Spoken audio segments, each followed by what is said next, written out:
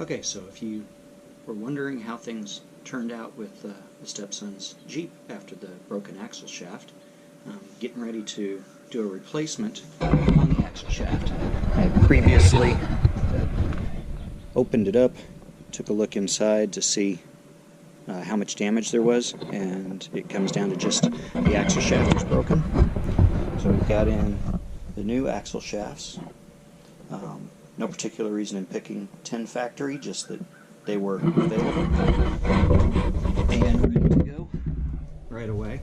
So that's what we got, chromoly axle shafts to replace it with.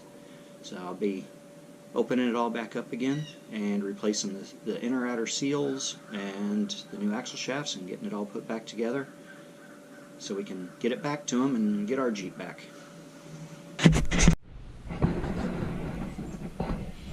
Okay, so the two boxes unpacked. This is what comes in it. We ordered through Quadratech. They didn't have at the time in stock this combined set, so we had to order the two separately. Looks like they came out of a couple different runs, a little bit of difference between them, but they're both for the right vehicle, so we should be good to go.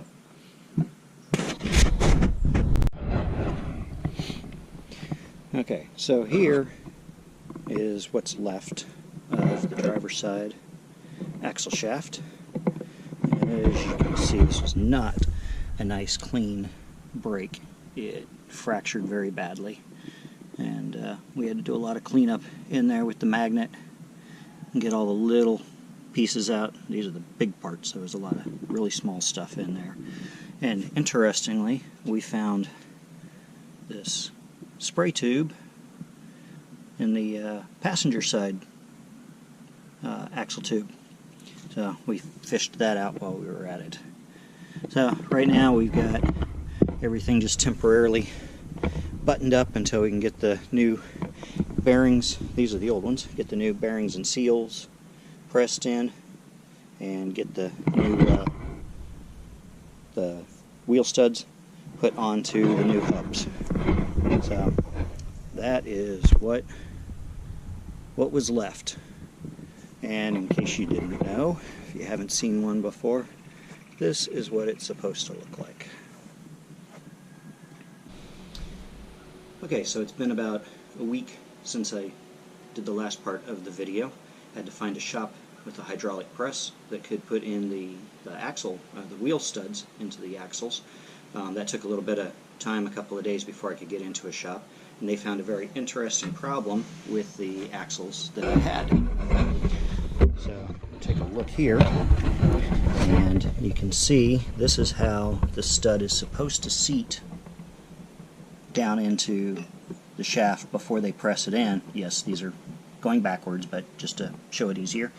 And one hole, it does not seat down in all the way.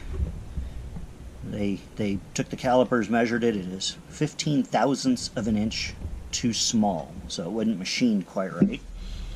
So I've already got an RMA set up to return the 10 factory axles, and the shop was able to, in a day, get me these Alloy USA axles and got the studs all pressed into them for me.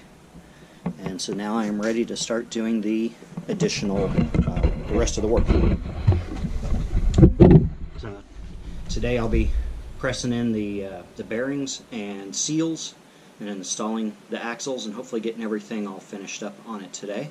If you haven't seen the video of when the axle shaft broke, then check right up here in the corner and I'll put a link to that video.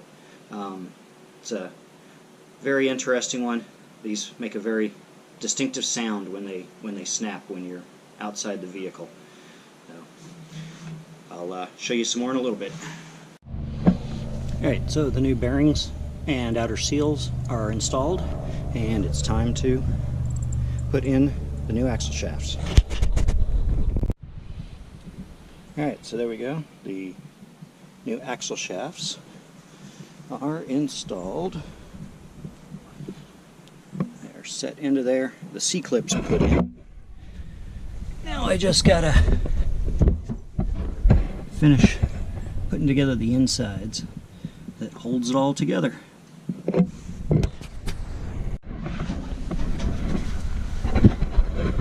Alright, so I got everything all back together up inside there, everything that holds all the gears in place.